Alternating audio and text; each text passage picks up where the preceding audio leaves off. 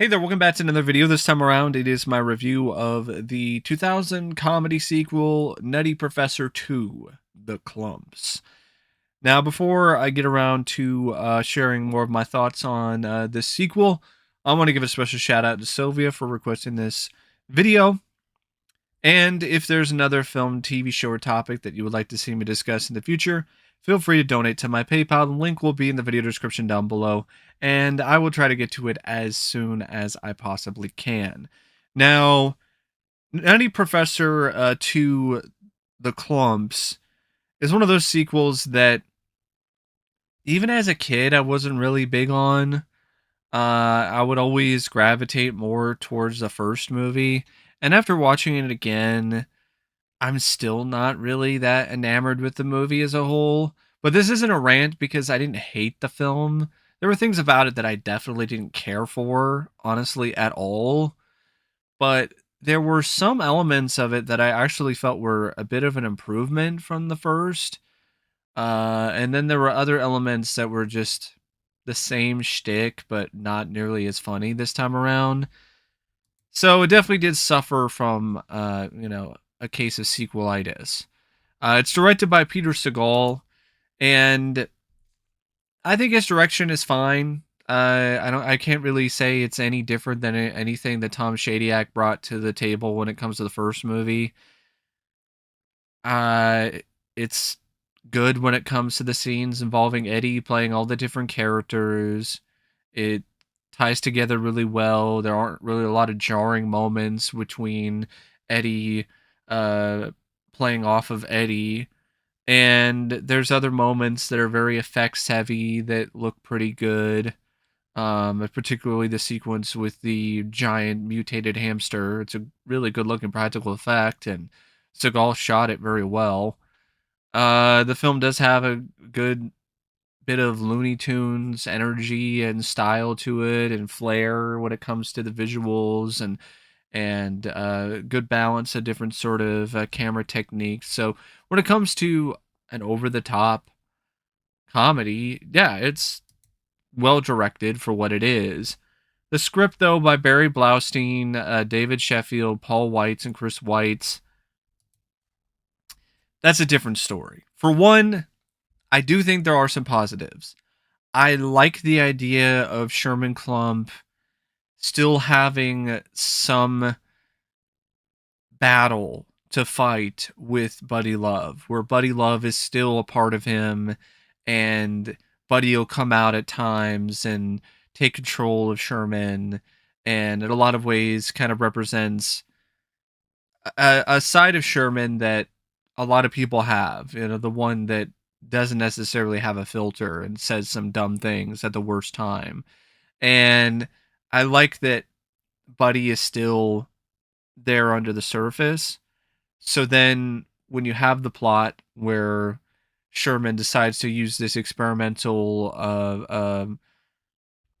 formula to tap into his DNA and select the DNA that has Buddy in it and extract it, it leads to honestly a pretty cool idea of having Buddy Love now separate from Sherman entirely, instead of just doing the same sort of thing where he takes over his body for a little bit and then he'll turn back into Sherman.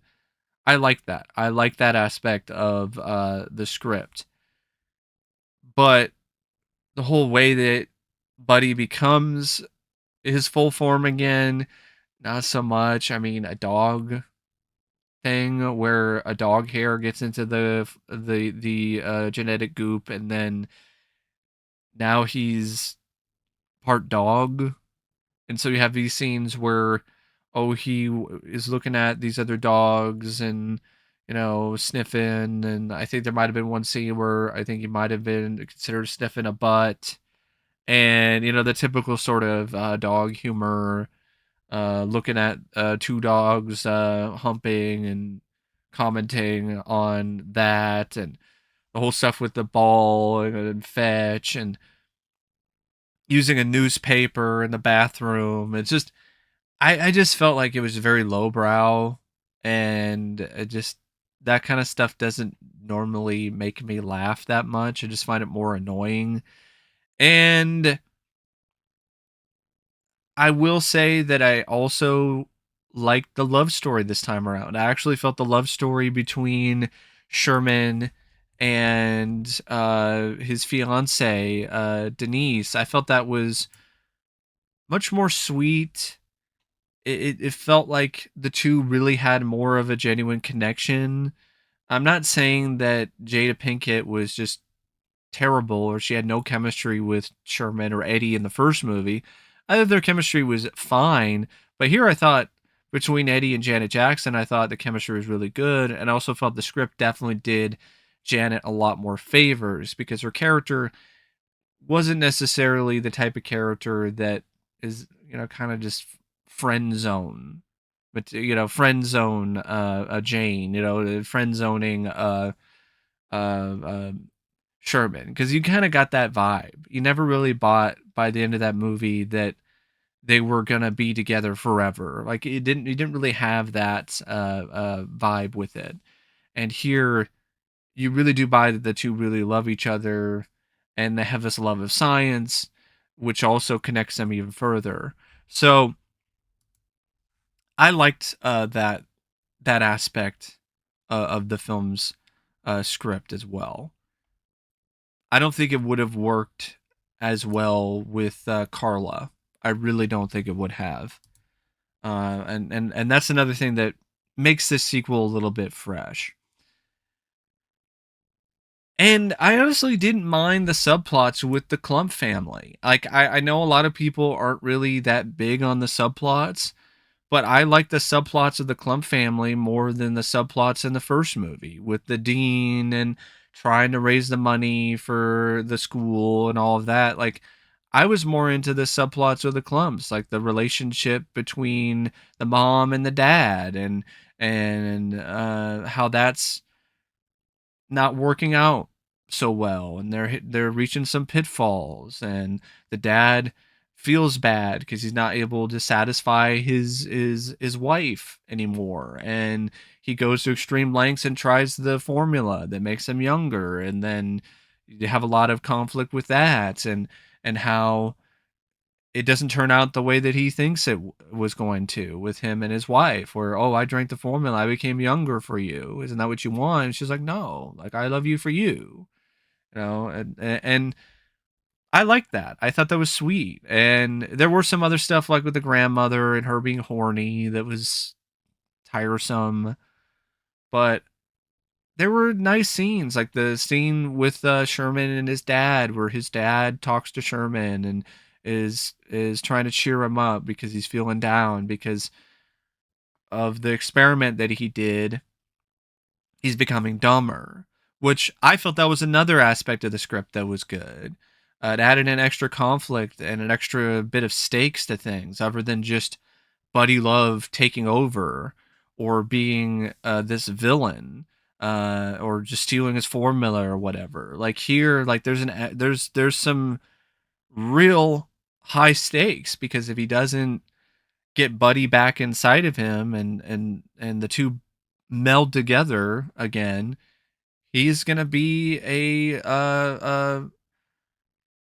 a complete and total shell of what he once was. He's gonna be mentally deficient, and it's one of those things where it's like, yeah, the stakes are very high, and I like the message at the end where Denise and the family were still willing to be there for Sherman and support him, even if it didn't work out and they weren't able to get his intelligence back. I like that. I thought that was really a great message. It was heartfelt, and it really did tap into the soul and the spirit of this series, which in a lot of ways, these films have very big beating hearts. They really do. And some people would interpret that as being corny or schmaltzy, and then sometimes it is. But other times it just taps into real human emotions. And that's what makes these films endearing. Even when they're not necessarily making you laugh as hard as other comedies, because there's this endearing quality to them. And having more of the Klumps is a positive when it comes to the subplots at times, but it's also a negative when it comes to others, like more of the grandmother being horny, the dream scene with her and her boobs going flying up to here. Like it's just one of those things where less is more, but at the same time, I did like seeing more of the Clump family versus any of the stuff with the Dean, and definitely didn't like the stuff with the Dean in this. Like the hamster scene, like it's a great practical effect. I don't know exactly who did that. I don't know if it was Rick Baker or whoever did the giant hamster. They did an amazing job with that practical effect. It looks very realistic. It looked great. But it's still a giant hamster that's sodomizing the dean in the ass and firing giant turds. There's just only so much you can do with that to make that palatable, let alone anything that is remotely salvageable. And I just think it's a bad idea and concept, especially the whole sodomy thing. Like, I just didn't find that to be funny. Yeah, I thought it was incredibly tone deaf when it comes to the tone of this series up until this point. Like, yeah, you had the occasional fart joke or the hamsters pooping in the dean's coffee and fat jokes and stuff, and but you didn't have sodomy jokes. Like that was really out of left field. And there's just a fair amount of moments like that in the script where you're just kind of thrown for a loop and taken aback by some of the directions that it decides to take when it comes to the comedy. And that's there whether you watch the unrated version or not. I watched the unrated version because I was curious. I was like, okay, what is this unrated version about?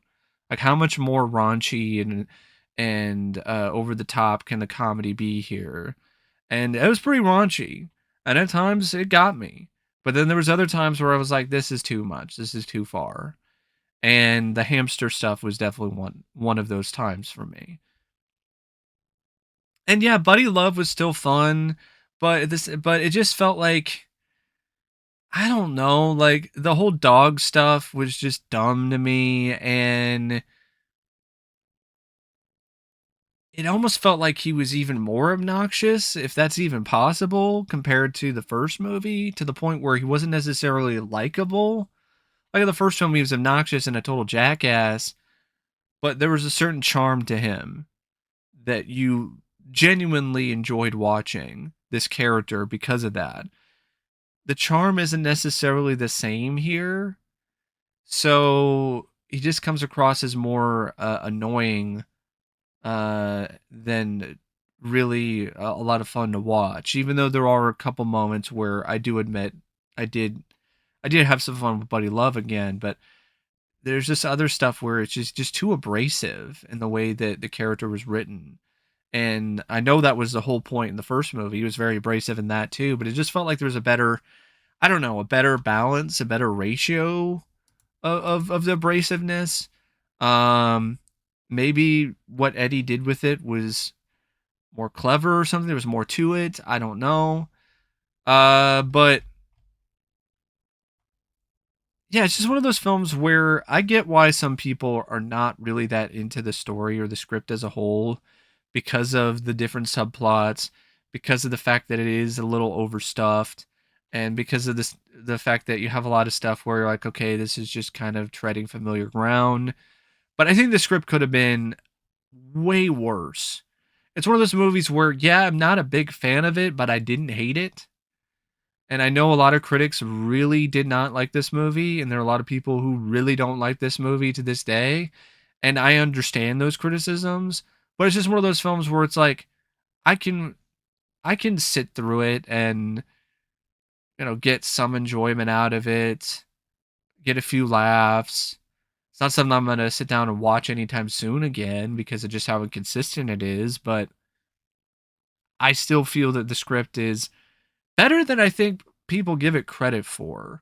It's not that I'm going to say that the script is spectacular or stupendous, but I do feel that it's a little more clever and has a little bit more going for it in terms of its different plot lines than you might really initially get based on other criticisms of this film. Now, the cast, I mean, once again, it's pretty much just Eddie Murphy. It's Eddie Murphy, and he's the one that is carrying the film again. He's playing Sherman, he's playing Buddy, he's playing the Cletus and young Cletus, and he's playing Ernie and Mama and Grandma and Lance Perkins again. And he's still got that energy. He's still got that energy at this time in his career. Like he didn't lose it at this point. He's still very charismatic. He's still fun to watch. Um, and a big reason why the film is still at least somewhat entertaining to me is because of Eddie Murphy. Janet Jackson also, as a last minute replacement for Jada Pinkett because she married Will Smith and she got pregnant, and then she was in the Matrix sequels, she wasn't able to do the movie. So they wound up replacing her with a different character in Denise and casting Janet Jackson. And I felt Janet Jackson, while her acting at times was a bit stilted, uh, I felt that there was a certain just nice bit of charm to her performance and just down to earthness, to be honest, compared, which is surprising considering she's this mega popular, huge pop star. So it's kind of crazy to me that there's this earnestness with her.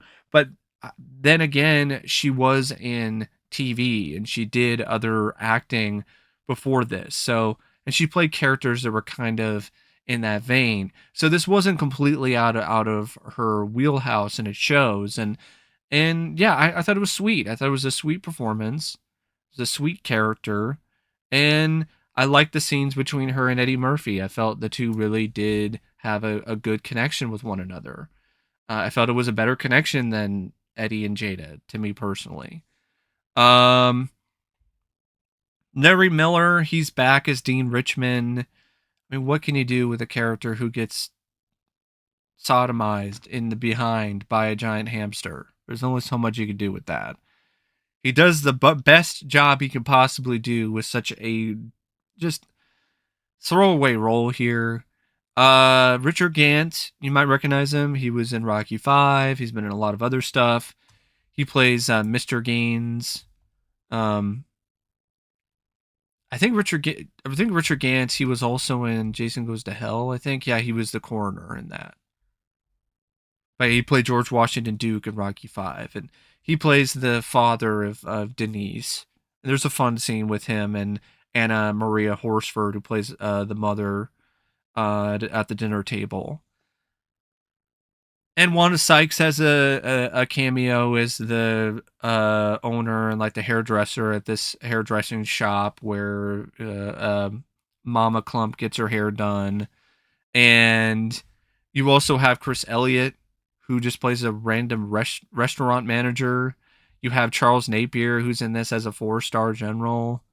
Kathleen Freeman, she makes an uncredited appearance as Denise's neighbor who witnesses Sherman proposing to her when Buddy Love takes over, and it becomes filthy and it's no longer sweet because he's talking about putting his beef into her taco. Uh, Kathleen Freeman's been in a lot of stuff. I remember her from Inner Space. She's the one in the dream sequence. Well, it seems like a dream sequence. It's not actually a dream sequence. It's a scene with well, it was. It was a dream sequence, and then it became a real scene in Inner Space with Martin Short, where the machine at the checkout counter rings up things for way too much, and then she pulls out a gun out of her purse, but it's just a lighter. But for those of you who've seen the movie, you know what I'm talking about.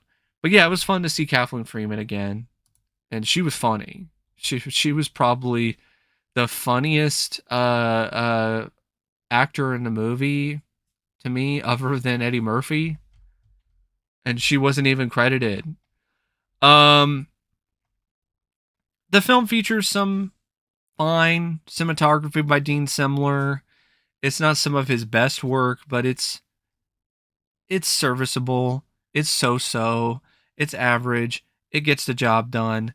The editing by William Kerr, I think it's really punchy, and I definitely do feel it adds a good amount to a lot of the scenes in the movie, especially a lot of the more comedic sequences, some of the moments with the pratfalls and stuff that has a lot of action in it. Uh, One scene in particular I really love the way it's edited is the buffet scene.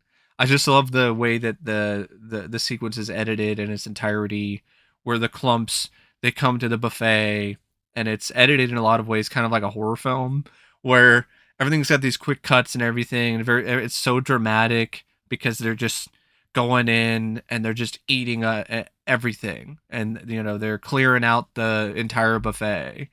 um I really like the way that scene was edited, and then there's a few other moments like that throughout the film that do have some genuinely good amounts of editing.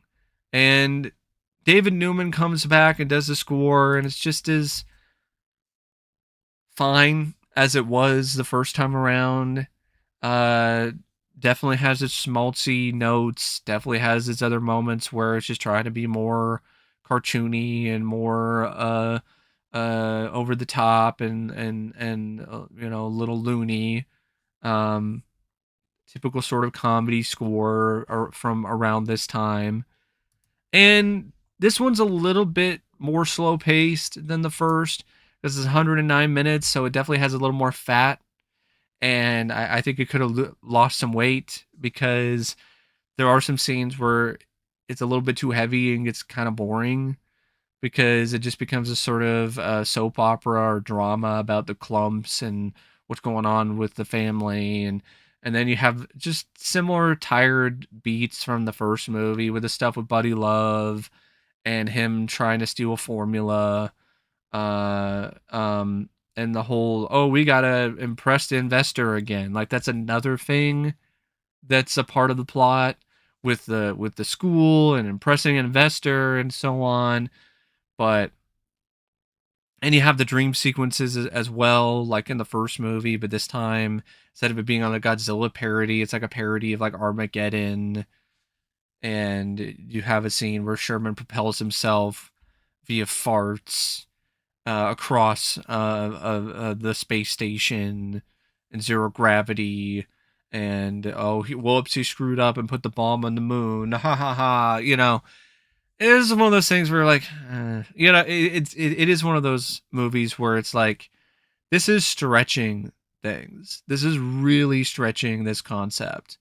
And it was one of those things where you didn't necessarily need a Nutty Professor 2, to me personally. Maybe like a TV special might have been better or something, or like just a little skit on SNL or some other sketch comedy show.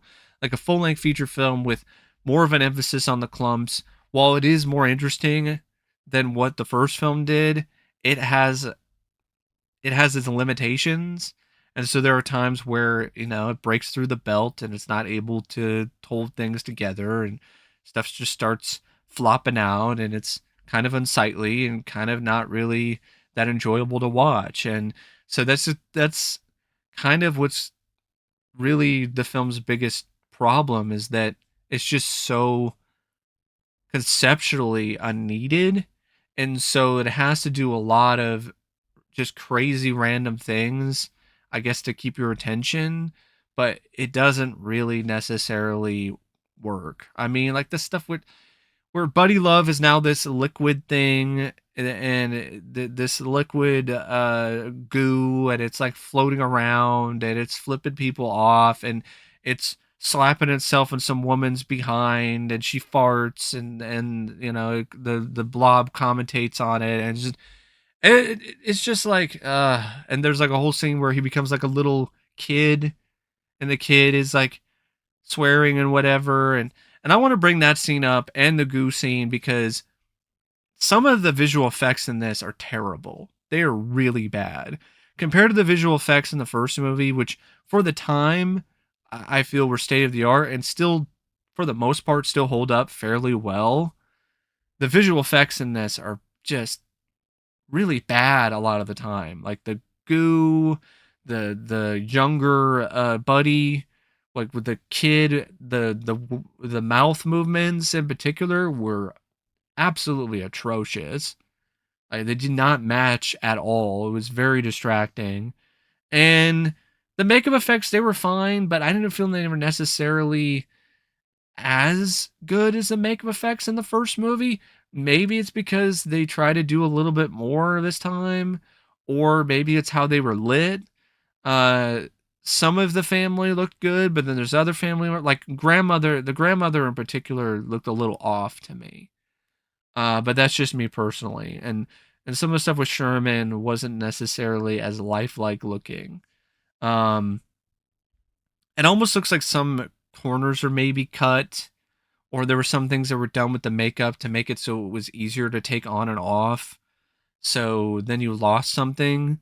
I'm not 100% sure on that and whether or not that was the case, but it just kind of looks like that when you see the film. But yeah, it's one of those movies where it's one of those comedy sequels that is nowhere near as good as the first, but it has some of the same charm, some of the same heart, has a handful of laughs. So it's not a movie that's gonna like infuriate you. Like I didn't sit down and have a miserable experience watching Nutty Professor II, The Klumps. Like it was just one of those movies where like, yeah, it's The Klumps. Like what are you necessarily expecting? It's Nutty Professor II. This is not gonna be a masterpiece. But I got some entertainment out of it for what it was, but it's definitely not something I would recommend unless you're a diehard Eddie Murphy fan and you have to watch every Eddie Murphy movie out there, or you really love the first film. Like if you really love the first movie, then I think you might get even more out of this than I would or other people because you really, really got into the first film. So you get more of the clumps and you get more of that in the movie. And it's more of the same that you saw in the first film, but with even more outrageous comedy. But anyway, that's my review and my thoughts on Nutty Professor 2. And until next time, as always, thanks for watching, and I'll see you later. See ya.